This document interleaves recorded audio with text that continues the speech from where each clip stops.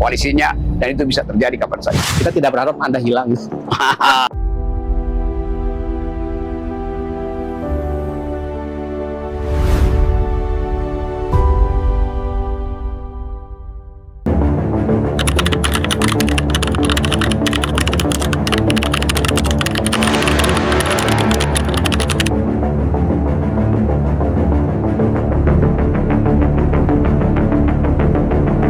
Assalamualaikum sahabat, ini sore hari yang berbahagia bagi saya. Setelah lebih dari 2 minggu saya berburu mencari teman ini, dan sore hari ini benar-benar saya menemukan dia dalam keadaan sehat walafiat. Selamat sore Bung Rocky. Ya, saya tertangkap radar, maka saya diseret ke sini. Jadi ini Bung Rocky, ya sekali lagi bahwa lebih dari 2 minggu sebenarnya kita mencari kemana ya. Saya berteman baik ya, sudah lama, sama-sama kita hobi sama naik gunung ya. Gunung, sama-sama juga hobi makan ikan dan salmon. Kita sama-sama hobi makan ikan, bukan hobi ngapalin nama-nama ikan ya, makan ikan. Bu Rocky, ya. Anda kemarin dipersekusi di Jogja, itu kenapa ada seperti itu lagi? Itu kedua kali nih, dan kelihatannya ini pola akhirnya kan. Kalau sekali oke lah, tapi kalau berkali-kali artinya saya mau tafsirkan ada kekuatan di belakang para demonstran yang menginginkan saya nggak boleh bicara tuh. Dan ajaibnya itu di depan saya ada poster besar-besaran.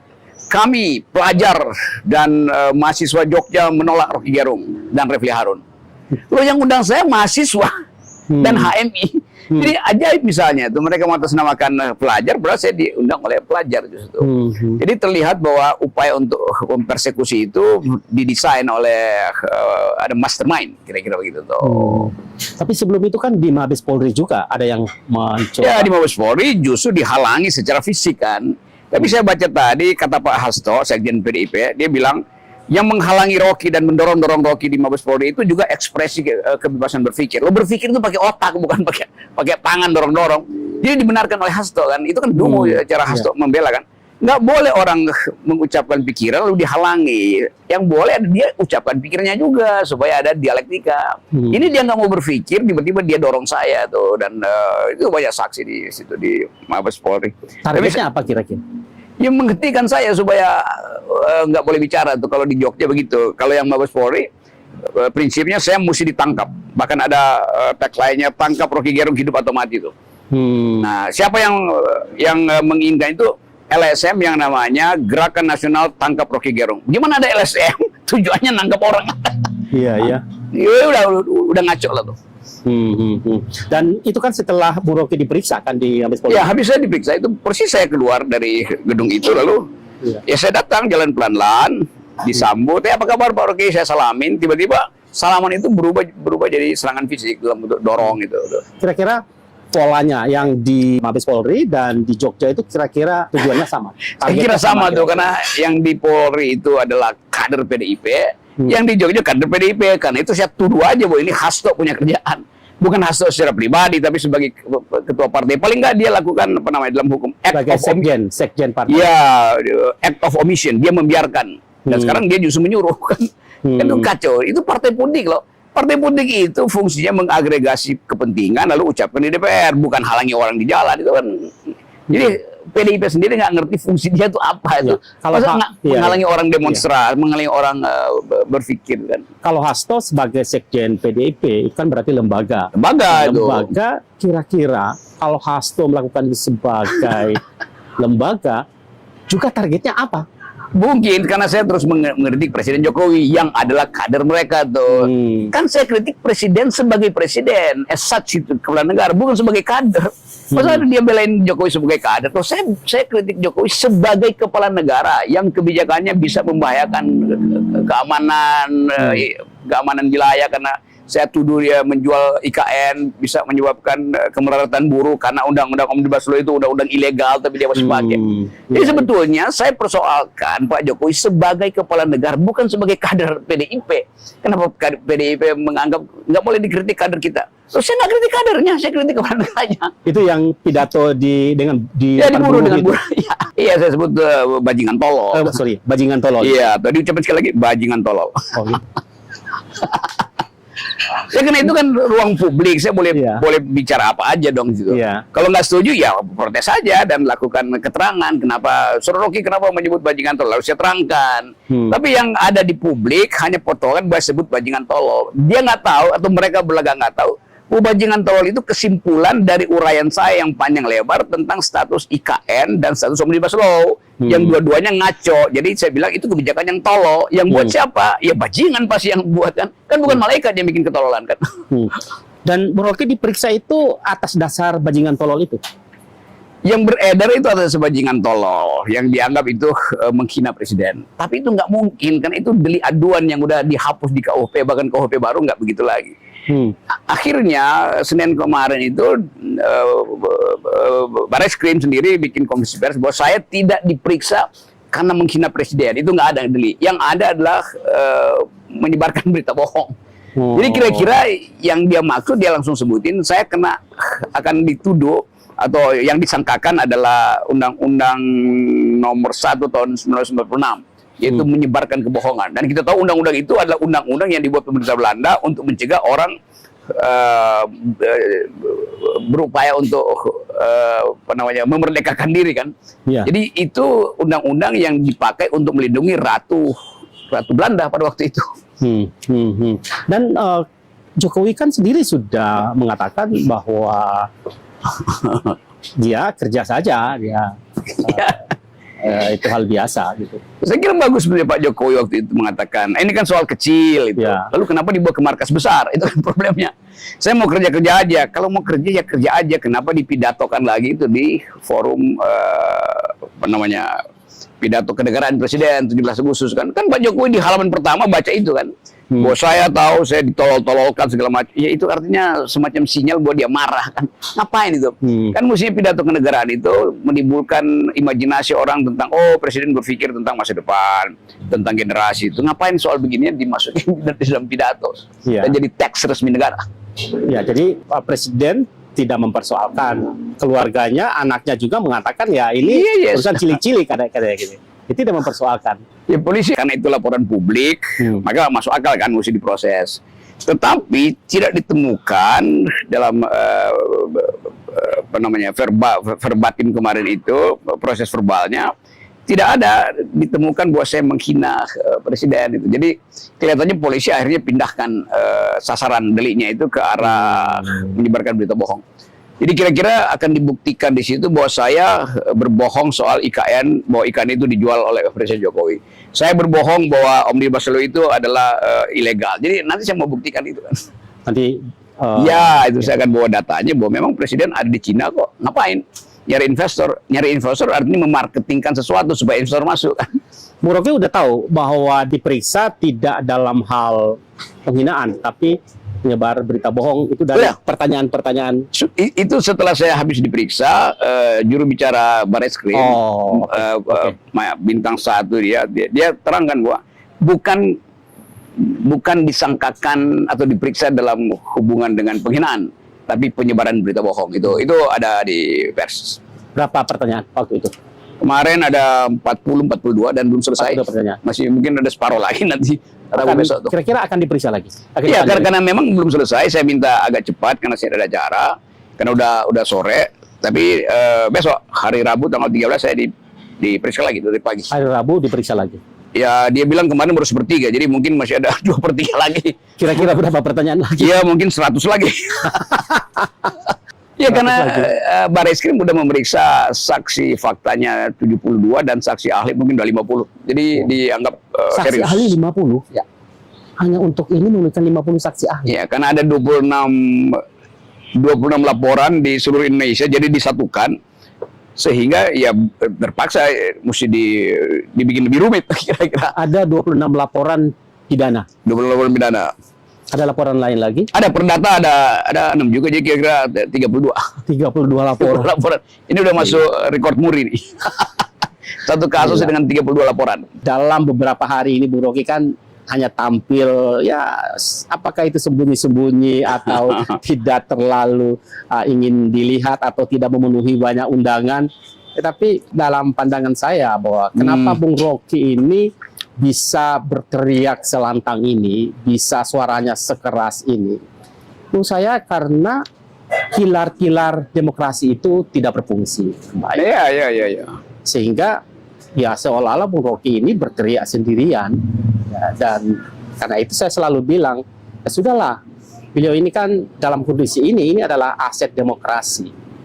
Kalau misalnya kita mau jadikan apa aset ini, sementara itu tadi ya, kalau kita lihat dalam struktur politik di dalam negara itu kan ada pemerintah, kemudian ada legislatif, kemudian ada juga yudikatif. Tapi ya pemerintah seperti dikritik banyak orang di media sosial, legislatif juga mirip-mirip dengan pemerintah, kemudian yudikatif juga Anda melihat dalam banyak penegakan hukum, banyak kasus peradilan di Indonesia. Dan sekarang Bung Rocky masih terus berteriak tentang hak-hak, ya, menyuarakan hak-hak publik, hak-hak rakyat Indonesia yang jumlahnya besar ini, lebih dari 270 juta orang.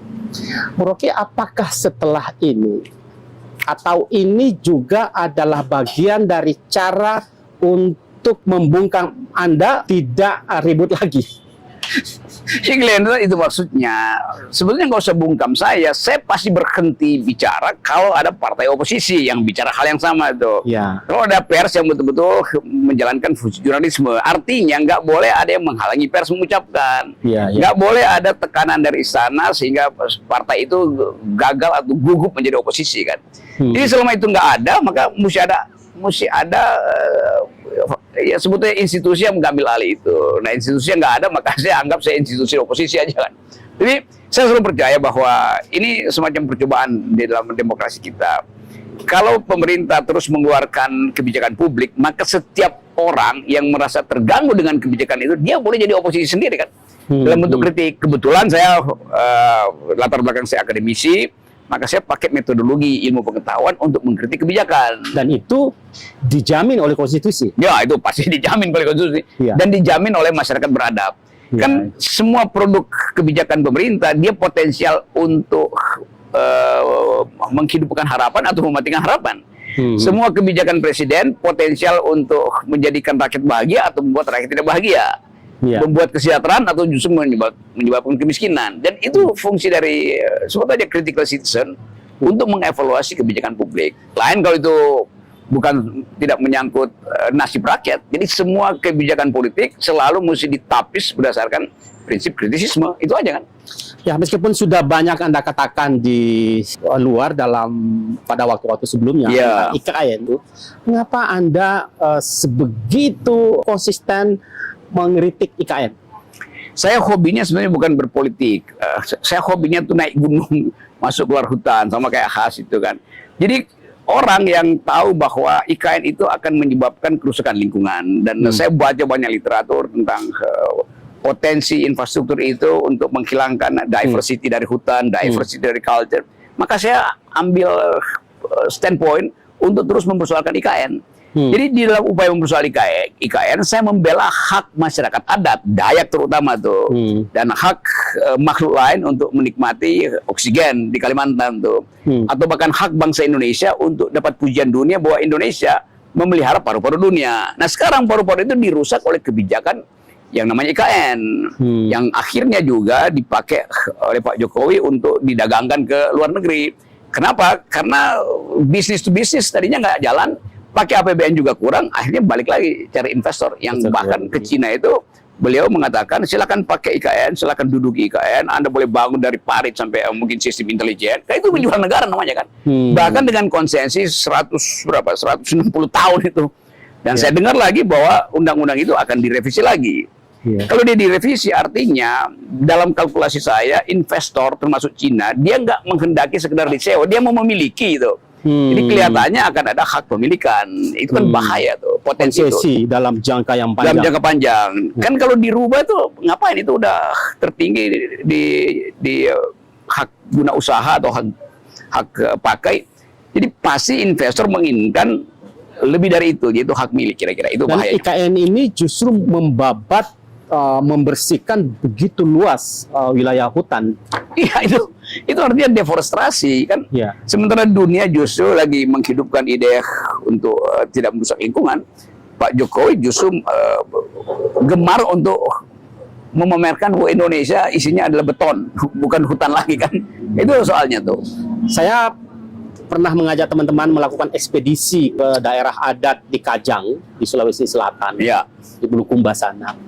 Jadi ada hukum adat di Kajang itu salah satunya begini, mengatakan begini, barang siapa yang menebang satu pohon saja, satu pohon saja tanpa izin itu didenda 45 real, ditambah 1 ekor kerbau. Jadi satu pohon Kira-kira saja. berapa rupiah itu kalau 1 real di sana kursnya itu 1 juta. Jadi setara 45 juta ditambah 1 ekor kerbau. Itu hanya 1 pohon. Jadi, Kalau korelasi dengan ya 400 hektar terus nambah lagi sekarang mungkin udah 600 hektar itu. Jadi bayangin misalnya itu berapa banyak pohon yang Ya. ditebang di situ. Pak Jokowi mesti bayar itu kalau kita pakai hukum adat kan. Ya, ya. Karena hukum adat itu bukan untuk nyari keuntungan tapi untuk melindungi supaya jangan lakukan karena itu Iya. tinggi betul penaltinya kan. Dan itu APBN kita kalau dipakai Pak Jokowi itu buat bayar masyarakat adat habis akhirnya kan. Padahal masyarakat adat berhak untuk kehidupan yang memungkinkan mereka merasa hidup di dalam lingkungan yang nyaman, dan itu kan di dalamnya ada ritus, ada sejarah nenek moyang, ada cultural diversity kan. Jadi semua hal yang dipaksakan di IKN itu merusak semua peradaban yang pernah kita bayangkan. Saya juga pernah ke Baduy dan saya tinggal di sana 2 hari. Salah satu perbuatan yang terlarang di Baduy itu adalah menebang hutan. Ya. Barang siapa di Baduy menebang hutan, hukumannya itu dia diusir dari Baduy dalam, Yes. itu diusir keluar. Itu antara 40 hari sampai 3 bulan diusir. Artinya antara Kajang di Bulukumba dengan Baduy di Yes. Banten ini Moralnya sama, Iya. jadi prinsip etiknya sama, yaitu bahwa alam itu, hutan, gunung itu adalah pengasuh kita tuh. Bahkan dianggap hutan itu adalah rahim dari masyarakat. Dia dapat hidup dari situ. Di Papua juga ada prinsip bahwa hutan itu adalah apotik bagi mereka tuh. Hutan Ya. itu adalah dapur bagi mereka tuh. Ya. Nggak perlu ada transaksi di situ. Ya. Dan itu yang saya anggap wisdom ini yang mesti diakui oleh negara. Karena masyarakat adat tiba mendahului masyarakat republik atau masyarakat ekonomi kan. Ya. Di Baduy juga ada prinsip bahwa kalau membangun sesuatu itu nggak pakai aja apa yang ada tuh. Ya. Mereka bilang begini, yang panjang jangan dipotong, yang pendek betul. jangan disambung gitu. Betul, Kan itu betul, untuk betul. merawat sebetulnya kan. Itu originalitas. Original dari Ya, masyarakat Baduy itu. Ya, jadi ada prinsip di Baduy itu panjang tidak boleh dipotong, pendek tidak jangan boleh disambung, yang luas tidak boleh dikecilkan, yang kecil tidak Yes, boleh itu betul-betul filosofi yang Itu tinggi sekali untuk tinggi sekali. menjaga lingkungan. Gila, ya. Bung Rocky, apakah Anda masih terus daya kritis Anda ini kan sebetulnya ya diperlukan, tapi Anda masih terus melakukan? Karena hanya itu perjanjian saya warga negara dengan negara kan. Jadi saya berjanji demi patriotisme, mestinya kita terangkan dari awal bahwa ini ada bahaya kebijakan-kebijakan yang sekedar kuantitatif, mau mengejar panjang jalan tol dengan memendekkan jalan pikiran. Sering saya kritik begituan kan. Jadi saya hanya mengkritik kebijakan presiden, dan saya nggak ada problem secara personal dengan presiden. Oh, saya bukan ketua partai yang mungkin dendam karena Presiden Jokowi nggak ajak koalisi kan. Tetap saya berkoalisi dengan akal sehat, berkoalisi dengan hak masyarakat untuk memperoleh informasi selengkap-lengkapnya. Jadi tetap otak saya akan memerintahkan mulut saya untuk mengucapkan kalimat yang makin lama makin tajam. Ya. Nah, sekarang ini kan satu dinamika, satu proses politik partai-partai dengan koalisi-koalisi di Jakarta ini untuk bagaimana merekrut calon-calon pemimpin masa depan, ada kelompok koalisi A, koalisi B, dan seterusnya. Dalam pandangan Bung Rocky, kaitannya dengan Indonesia masa depan seperti apa? Ini koalisi ini merusak demokrasi nih. Biasanya koalisi itu permanen. Ya, ya. Disebut koalisi karena visinya udah satu. Nah di kita ini koalisi itu tergantung mimpi presiden. Besok presiden acak-acak koalisi, ketua partai, oke, bongkar lagi koalisi. Jadi apa yang disebut koalisi kalau sifatnya pragmatis kan? Itu nggak pernah ada dalam sejarah demokrasi. Koalisi itu 2 jam kemudian berubah tuh. Jadi bukan demi koalisi sebetulnya, tapi demi ya demi ketakutan karena presiden masih memegang kartu-kartu sprindik segala macam.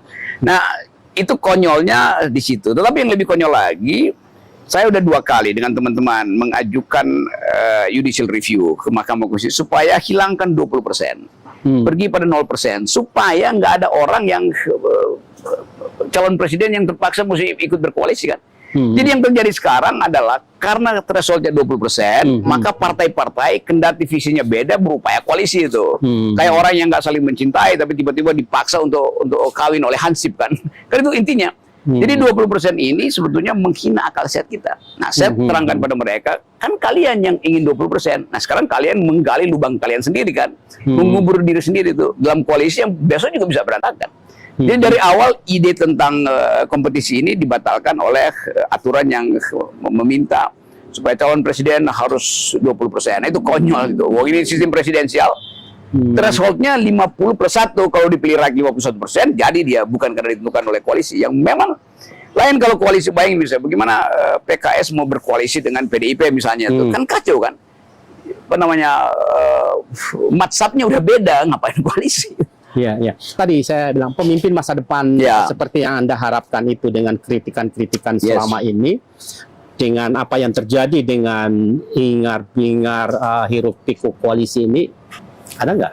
Saya membayangkan seandainya partai-partai ini, sebut aja para pemimpin capres, wapres bisa lewati threshold 20%. Oke. Sekarang orang tuntut setelah Anda lewati persyaratan teknis itu, sekarang Anda mesti masuk pada persyaratan etis. Kan ini persyaratan teknis 20%. Secara etis, calon presiden harus ucapkan di depan visi dia tentang Indonesia masa depan apa tuh. Saya tuntut 2 hal. Itu kemampuan seorang calon presiden berikut untuk menerangkan pada terutama anak-anak muda bahwa dia akan pro lingkungan, bahwa dia akan mengupayakan satu sistem politik baru yang memungkinkan tidak ada lagi penghalangan ekspresi warga negara. Dia juga mesti mampu untuk meraba stabilitas atau potensi konflik di minimal di Indo-Pasifik kan. Jadi kemampuan itu menandakan bahwa calon presiden berikut lolos 20%, tapi dia harus diuji secara intelektual. Lolos intelektual, dia diuji juga secara moral tuh. Jadi lapisan itu yang saya lagi promosikan. Seorang calon presiden bukan sekedar lolos elektabilitas, tetapi lolos etikabilitas dan lolos intelektualitas. Di 2 parameter itu yang menentukan Indonesia akan berlari cepat atau tersiok-siok dengan beban ekonomi politik yang kacau. Sekarang kan muncul 3 nama yang sudah cukup lama ya, Anies, Prabowo, sama Ganjar. Ketiga tokoh ini sekiranya nanti salah satu nanti akan terpilih, kira-kira etikabilitas yang Anda harapkan itu ada di siapa? Saya menguji misalnya, tadi saya kasih parameter soal global security itu. Kan dalam 2 tahun ke depan eskalasi konflik di Asia Pasifik atau Indo-Pasifik itu akan berlangsung, karena nggak mungkin misalnya Amerika itu tetap diam melihat manuver Cina di Selat Taiwan misalnya atau di Selat Cina Selatan tuh. Tetap ada kepentingan Amerika untuk menjadikan Indonesia sebagai remote control dia untuk keamanan Indo-Pasifik kan. Jadi proxy. Dan itu akan menyebabkan calon presiden berikut harus bisa membaca konflik di depan itu bagaimana tuh. Dan Cina sekarang pertumbuhannya menurun. Itu artinya permintaan ekspor Indonesia juga akan berkurang karena Cina nggak bisa bertumbuh kan. Itu akan menimbulkan konflik baru tuh. Cina pasti akan paksa komoditas dagangnya masuk ke Indonesia. Nah, pemimpin yang akan datang dia harus bisa membaca itu tuh. Pada siapa misalnya soal ketegangan internasional itu? Ya Prabowo pasti paling mampu membaca itu kan. Itu satu soal tuh. Ganjar pasti kurang mampu membaca atau nggak bisa membaca itu tuh. Anies bisa membaca secara konseptual, tapi Prabowo paling bisa membaca. Itu poin di Prabowo. Kalau yang kedua, saya minta tadi supaya pemimpin berikut itu punya siasat untuk menghadapi krisis lingkungan. Itu pasti tidak ada pada Ganjar, karena Ganjar merusak lingkungan di Wadas, merusak Kendeng. Dia nggak punya hak untuk bicara environmental ethics. Prabowo ada soal misalnya dengan food estate itu, yang dia mesti terangkan kenapa itu gagal tuh, padahal udah deforestasi. Jadi biarin itu dibaca oleh orang tuh. Anies punya kemampuan secara intelektual untuk membayangkan bahwa generasi baru itu punya hak terhadap lingkungan yang baik. Jadi itu sebetulnya yang kita sodorkan pada publik supaya publik tahu kelemahan Prabowo di mana, kelemahan Ganjar di mana, keunggulan Anies di mana, kan itu dasarnya kan.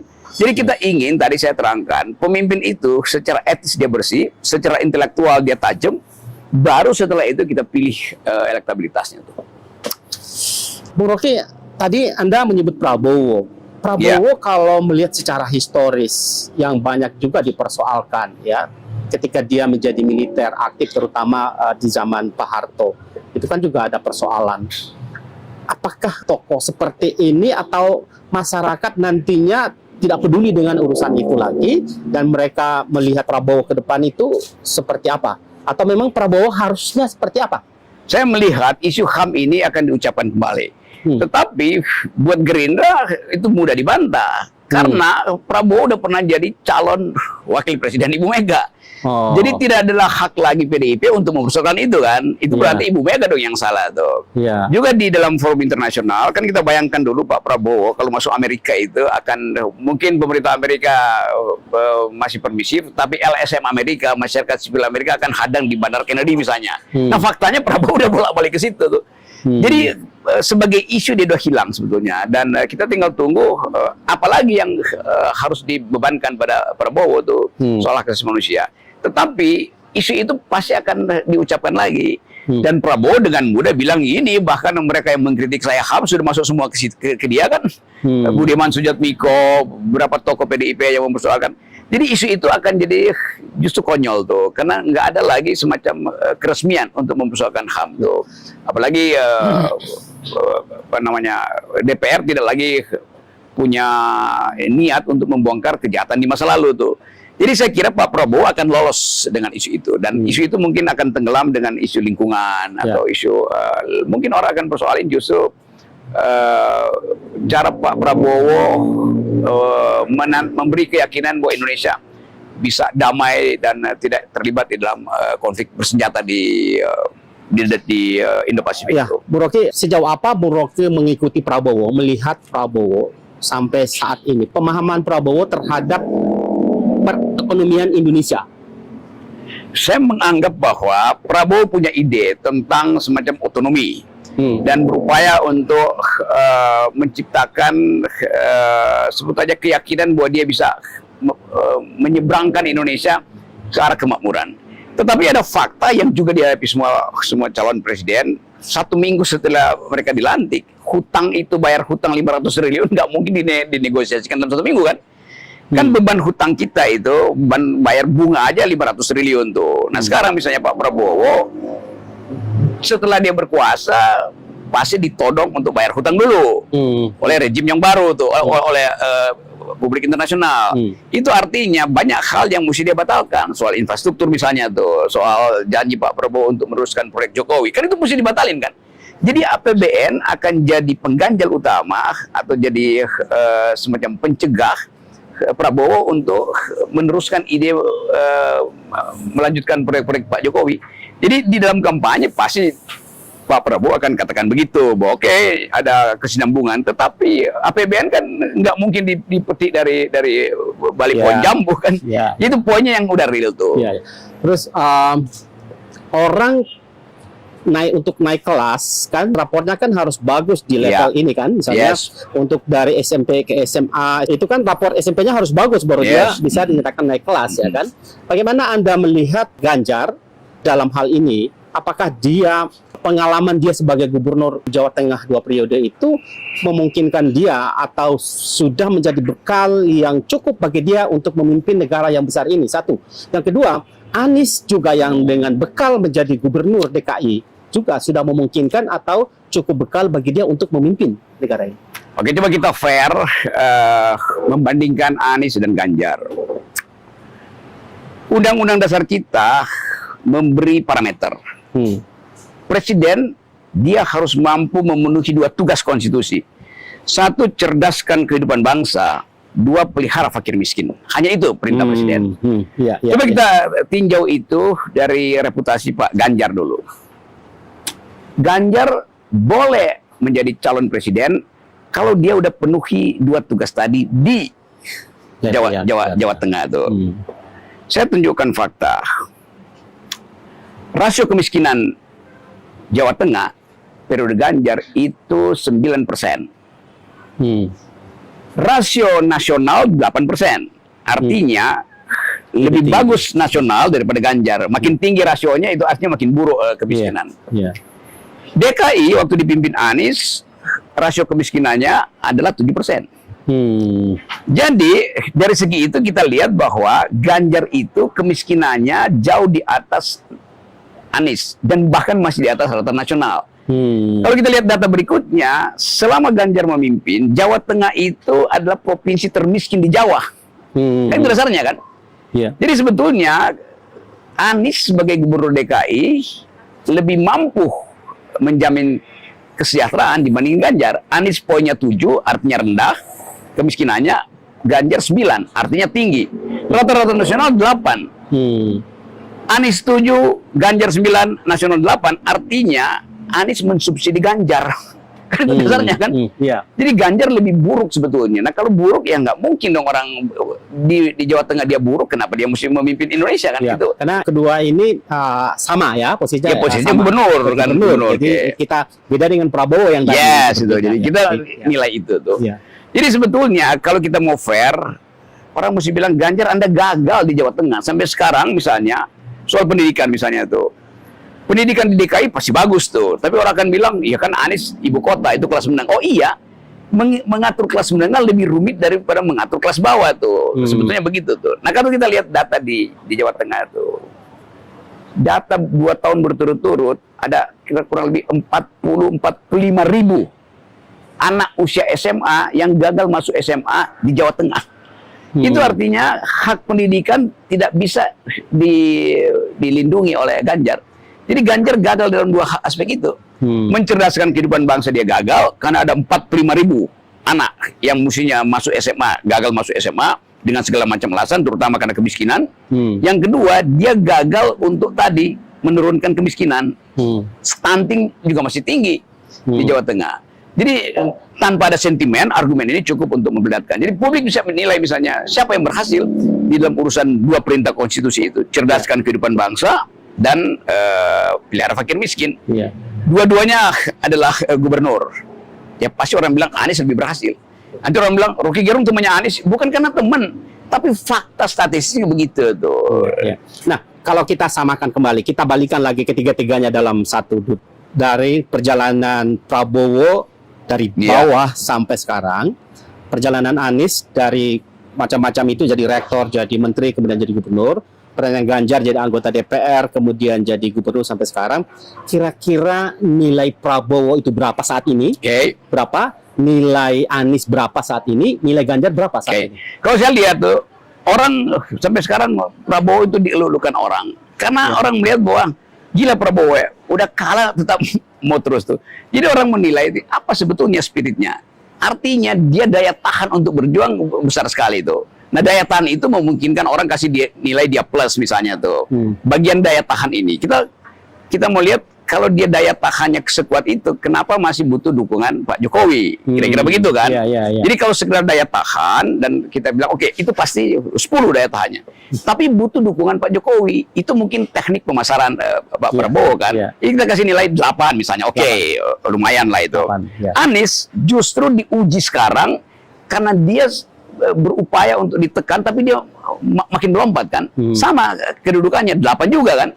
Orang lihat fair juga ya. Anies sebetulnya udah melemah sebelum ada Caimin. Nanti orang akan nilai apakah Caimin ini menambah keyakinan Anies atau justru Caimin yang ingin numpang pada keyakinan itu tuh. Itu soal penilaian publik. Kita hanya bandingin Anies, reputasi Anies yang saya kenal dan Prabowo tuh. Ganjar justru sampai sekarang dia tidak memperlihatkan bahwa dia itu presiden. Kan dia menunggu perintah dari Ibu Mega. Ibu Mega menunggu konsolidasi atau rekonsiliasi dengan Jokowi. Jadi Ganjar ditawan justru oleh 2 seniornya tuh. Nah orang yang ditawan nggak mungkin punya mental memimpin. Itu dasarnya kan. Nilainya berapa? Ya kalau saya bilang nilainya 2 ya mungkin terlalu bagus ya. Jadi mungkin 1 tuh. Tetapi kan dasarnya begitu kan. Ya, Pemimpin itu dia mesti berani. Prabowo mengambil resiko kalah melulu tapi dia maju terus. Anies ditekan dia melenting naik itu. Nah Ganjar mestinya dia udah bilang dari awal tuh, saya Ganjar Pranowo diminta jadi presiden, biarkan saya putuskan tim saya itu, biarkan saya putuskan calon presiden. Nggak perlu lagi saya tunggu Ibu Mega dan Pak Jokowi berdamai. Itu saya punya determinasi. Kalau itu dia punya determinasi, saya kasih dia 11 itu. Tapi sampai sekarang nggak ada determinasi itu tuh. Sahabat, saya sengaja buat nilai ini. Mungkin nanti nilainya berubah. Mungkin Ya bisa sebulan lagi berubah. Kalau Ganjar Karena bisa jago ya oke. Ya saat ini penilaian seperti itu. Nanti saya tanya lagi ke orang-orang hebat yang lain berapa nilai dari ketiga orang ini saat ini, dan mungkin sebulan yang akan datang lagi atau pada saat nanti lagi bisa saja naik, bisa juga turun. Bisa. Ya, turun. Hatur nuhun, Bung Rocky. Oke, hatur nuhun. Ya, saya senang diuji oleh radar itu. Karena radar Bogor itu radarnya betul-betul masuk sampai ke wilayah pikiran yang absurd, yaitu memberi nilai orang hari ini. Tetapi kita butuh itu tuh. Yang kita nilai sekarang adalah apa yang terjadi saat ini. Mungkin 2 hari lagi berbeda, tiba-tiba misalnya Ibu Mega menganggap ya Ganjar kurang, balik kepada Puan. Lain lagi kita hitung tuh. Tiba-tiba Pak Prabowo mungkin menganggap oke, dia mesti rubah komposisi koalisinya, dan itu bisa terjadi kapan saja. Tetapi yang nggak boleh berhenti, kita pastikan adalah kejujuran kita untuk menilai calon presiden kita ke depan. Supaya nanti 2024 kita pilih leader, bukan dealer. Anda terus berbicara, Anda terus bersuara. Kita Pasti. ingin mendengar suara Anda terus ya. Semoga Anda dari sini, Anda kemana lagi, ya kita tidak berharap Anda hilang. Jangan. Oke, hatur nuhun pisan. Oke, Has. Ya.